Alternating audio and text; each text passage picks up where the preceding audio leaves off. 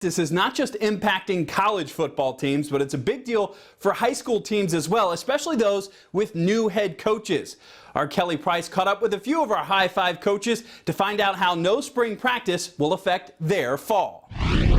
I'm a person-to-person. I'm an eye-to-eye contact guy. Newcastle High School football coach Steve Gates says he's not much of a video chat guy.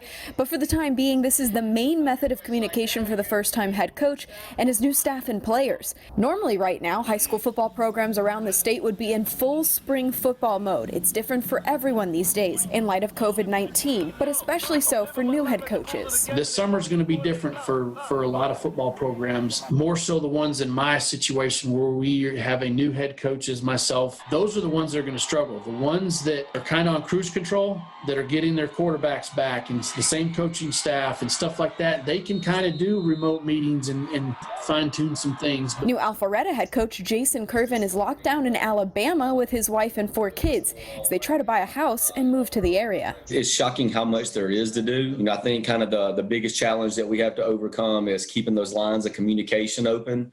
That's with our players, with our coaches, with our administrators, that you're keeping in touch and keeping tabs on everybody because, I think people are going to probably start struggling here a little bit. But even in 2020, keeping in touch and getting to know those players has been a big challenge. Building the relationship with the players and being there every day and, kind of having those off-schedule meetings during, workouts or during stretching, where you get to give words of encouragement or, try to promote leadership. Those are important. You don't have those, and I think that takes away a little bit. Both coaches say they just hope to get back to football by June 1st, and they hope this spring's pent-up energy unleashes once they do get back together. Once you have something taken away from you, and once you're away from the people that you love and that you're used to being around every day, I think it gives you an appreciation for all of that. I'm hoping that we can turn that into a positive when we get back and maximize every day. I bet you 95% of coaches have made this comment out there, to senior class,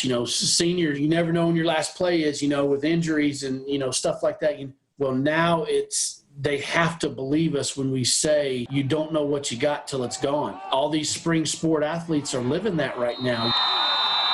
Both Cass and Alpharetta are going to be installing new offenses this year, which both coaches agreed will be very hard to do without those spring practices, and especially considering there might only be a few weeks of summer practice before games kick off in the fall.